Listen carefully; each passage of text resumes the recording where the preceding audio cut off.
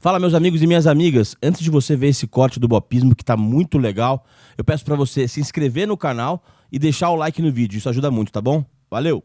E eu queria primeiro saber quais foram as últimas 3 coisas que te comoveram. Eu sei que parece muito vago isso, mas pode ser um livro, um filme, uma série ou uma cena que você viu no seu cotidiano. As 3 últimas coisas que você viu nas Olimpíadas, eventualmente com a Rebeca Andrade, que te comoveram. 3 coisas que me comoveram. A Dona Fernanda Montenegro lendo os textos de Simone de Beauvoir. Ela fez uma seleção dos textos de Simone de Beauvoir. E é emocionante ver aquela senhora com aquela voz dizendo o texto de uma feminista comunista livre como Simone de Beauvoir, falando de orgia, por exemplo. Olha que coisa emocionante ver Dona Fernanda Montenegro dizer para a plateia do Sesc 14 Bis, ela dando esse texto de que ela fazia orgias e que vários intelectuais participaram dessas orgias que elas chamavam de festa. Isso me emocionou muito. Me emocionou, sobretudo, eu escrevi um texto sobre isso na revista Cult. Um texto que ela não seleciona, não está na seleção dela, mas é um texto de Simone de Beauvoir que eu gosto muito. Eu já ia dizer que me gusta bastante. Eu confundo às vezes, eu fiquei muito tempo falando.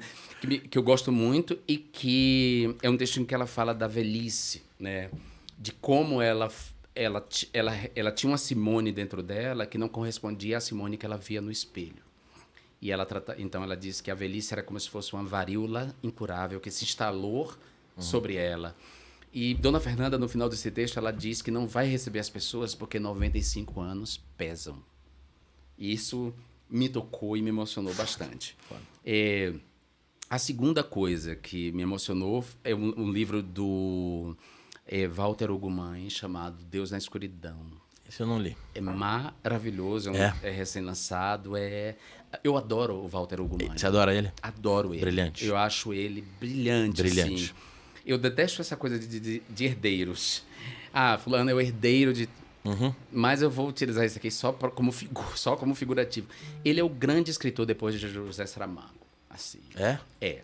Depois, em língua portuguesa, eu amo Mia Couto, eu amo Pepe Tela, eu gosto muito de Água Lusa demais, mas o Walter Ugumãe, para mim... Qual que é o seu favorito dele?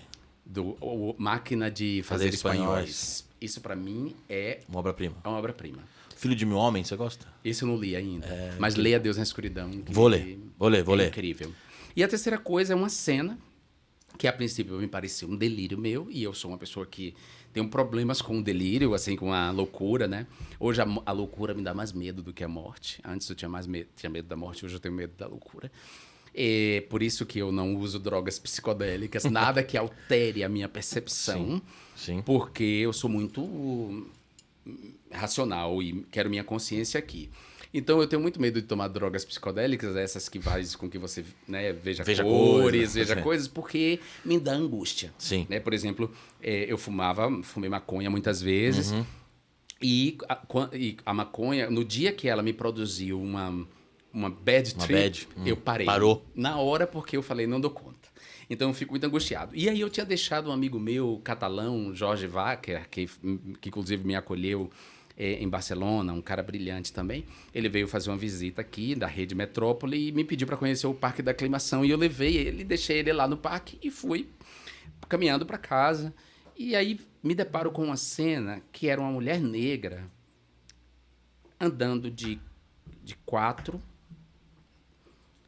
ela assim com o cabelo com as pontas descoloridas, jogado para frente, andando de 4. A rua estava vazia. Eu olhei aquilo e pensei, gente, isso está acontecendo ou eu estou ficando louco? E eu parei, não consegui andar, e aquela mulher andando de 4.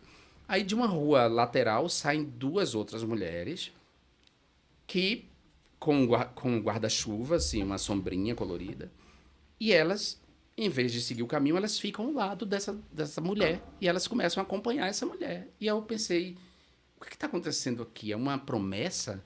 É uma performance teatral? Ou eu estou tendo uma alucinação? Foi me dando angústia, até que outras pessoas na rua apareceram e começaram a olhar essa cena, e eu pensei, não, isso está acontecendo mesmo, não é uma loucura minha. Bom, aí elas vieram se aproximando e era uma rua de mão dupla, não estava passando carro no momento, mas aí veio na direção, né, na contramão dessa mulher negra que estava caminhando, veio uma van do Correio, dos Correios da empresa dos Correios. E ele foi obrigado a parar, porque ela não saía. Ela não saiu da pista. Aí ele parou e essa mulher negra entrou debaixo do carro. E aí ficou claro para mim e para todo mundo o que estava acontecendo. Ela estava num surto psicótico. Ela entrou num surto psicótico e essas duas mulheres foram solidárias com ela. Olha que gesto humano. Elas não conheciam. Elas saíram e, ao verem aquela mulher engateando, elas deduziram imediatamente que se tratava de uma mulher vulnerável e elas se puseram ao lado para nada acontecer com ela enquanto ela estava ali, elas duas. E eram duas mulheres evangélicas. E isso me emocionou bastante. Aí, para tirá-la debaixo do carro, foram quase 2 horas. Porque não podiam tirar com violência. Nossa. Ela estava no surto, não tinha um convencimento. Fortíssima. Foi uma das coisas... Você pediu emoção, Claro, né, claro, imagina. Me... Comoção, né? Emoção no sentido do choque, de tudo que estava envolvido. E você vê uma mulher negra de 4, é uma cena muito forte num país como o nosso, racista, com esse passado de escravidão e de violência e de pessoas pretas que foram colocadas forçosamente nessa posição muitas vezes e humilhadas muitas vezes dessa posição. Foi um choque pra mim ver isso.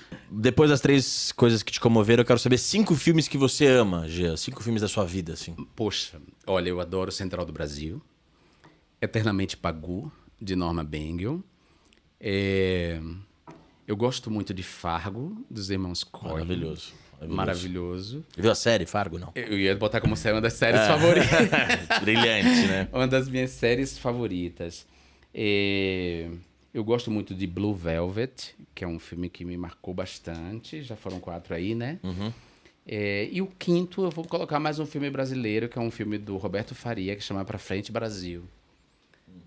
Que é um filme maravilhoso sobre a tortura na ditadura militar, com Reginaldo Faria. É um filme muito incrível. Espero que restaurem e que as pessoas possam ver. Aí eu acrescentaria a mais um autor, um cineasta que eu amo, que é Karim Anus.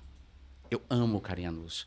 Eu amo Madame Satã. Eu ainda não assisti Motel Destino, né? Eu ainda não vi também. Também não vi. Mas, por exemplo, um filme subestimado, que eu já colocaria, é o Praia do Futuro. Você acha subestimado? Acho um filme subestimado. É um grande filme.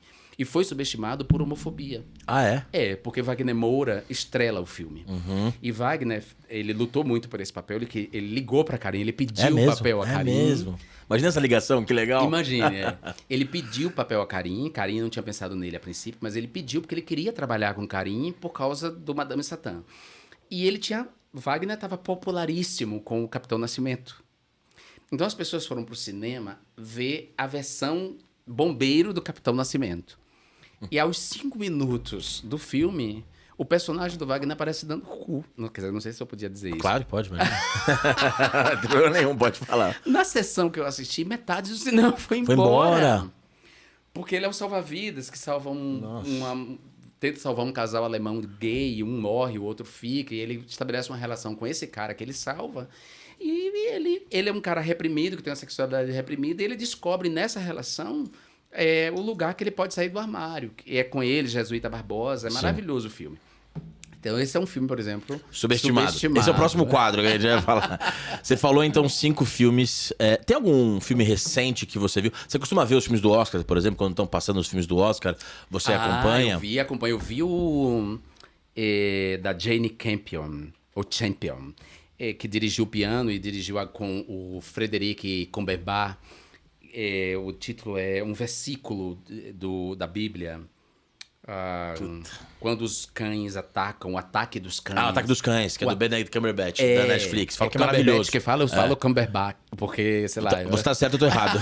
Eu sempre falei Cumberbatch, mas deve ser Cumberbatch. Desculpa. O ataque dos cães, né? O ataque dos cães. Falam que é maravilhoso esse filme. Essa cineasta, ela é genial. E ela demora de fazer filme, mas quando ela faz um filme memorável. Ele foi indicado ao Oscar, se eu não me Foi engano. indicado ao Oscar, Foi? ele ganhou o Oscar. Ganhou de filme Ele estrangeiro, ganhou né? Uma coisa assim? De melhor filme. Melhor filme estrangeiro. Acho que ganhou de melhor filme estrangeiro no ano passado, se eu não me engano. Ele é incrível, esse filme. Eu adoro filme com muitas camadas. Filmes que você tem que pensar. E Sim. outro é... O título em inglês é melhor, que é Banshees of Inisherin. Maravilhoso. Amo esse Triste filme. pra cacete. Mas é triste, É lindo. é profundo, É profundo, lindo. sim. Colin Farrell. É incrível, Incrível. E assim, ali tem uma coisa profunda sobre o ser humano. O personagem do Colin Farrell, ele é aburrido, ele é chato. Chato pra cacete. Mas como é que a gente... Diz pra um chato que ele é chato, Que né? ele é chato e você... E aí, como é que isso implica na Nas ruptura, relações. na relação de... Eu acho esse filme... Incrível. Filme lindo, lindo. Super triste. Aquela cena do... Como foi a tradução aqui? Porque eu vi Não, fora. Banshees of Inisherin mesmo. Porque na Espanha eles traduziram, lá eles traduzem tudo. Era Almas em Pena em Sharing. Que eu gostei. Almas em Pena é almas penadas. Ah, Banshee quer dizer alma penada, né? Ah, eu não sabia.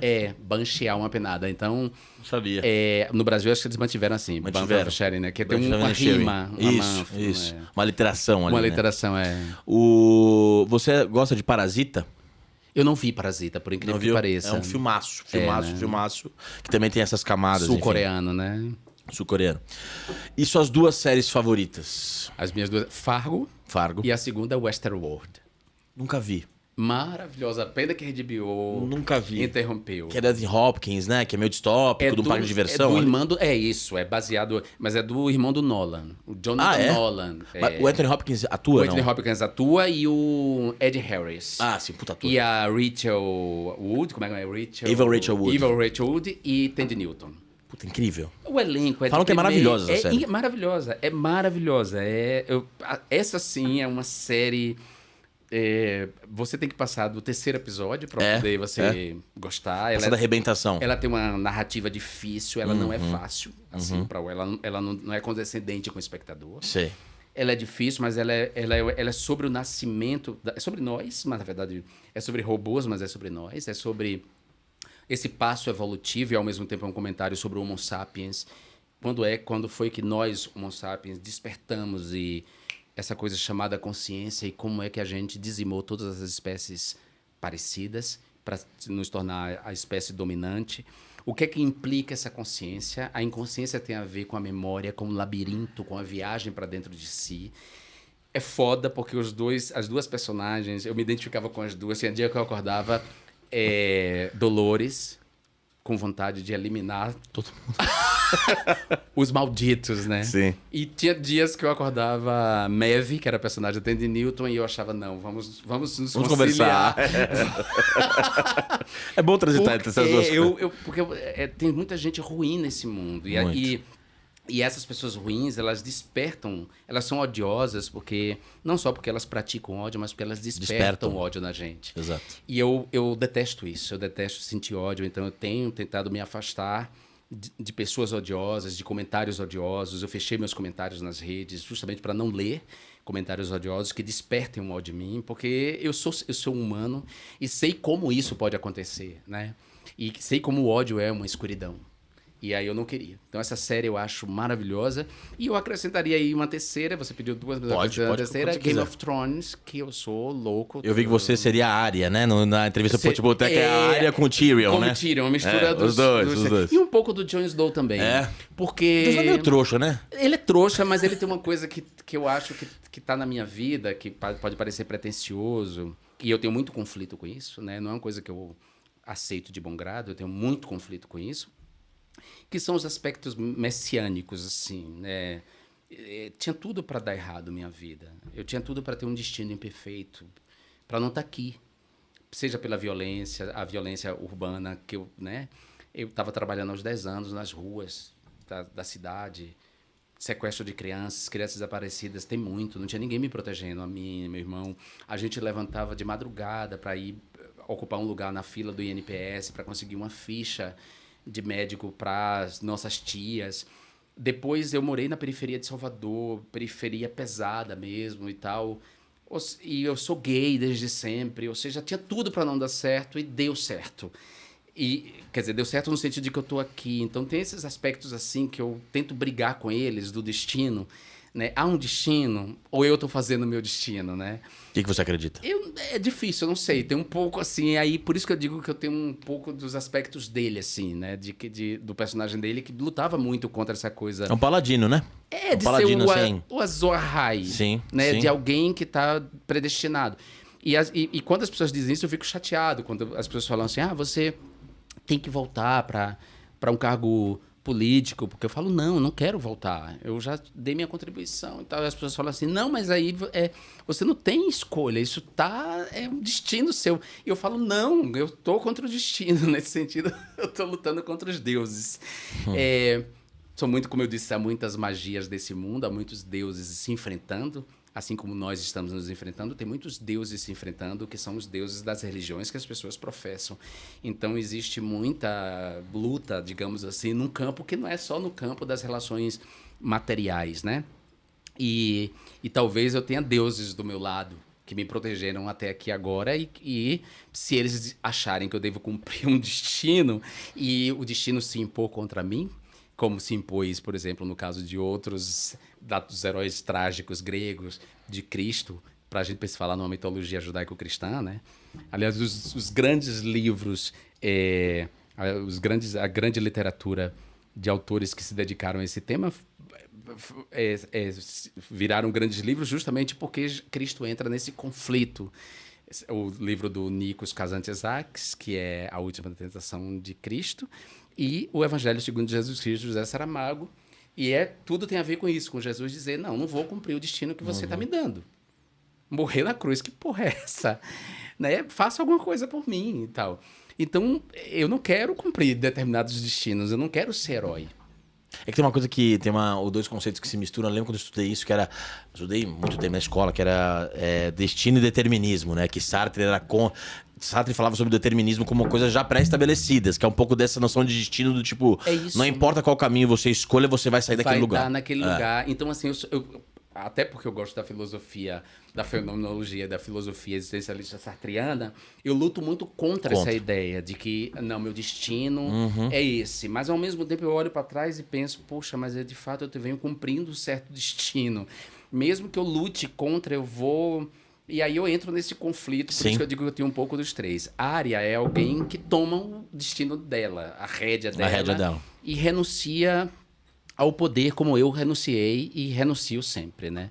E ela também olhou para o passado para garantir o futuro da série. Como você fez no seu exílio. E ela se exilou também. Ela se exilou também. Ela mata o Rei da Noite no quintal de casa. É ela que mata, ao fim e ao cabo. Ela professa uma magia que é o Deus das muitas faces. Exato. Eu tenho muitas faces.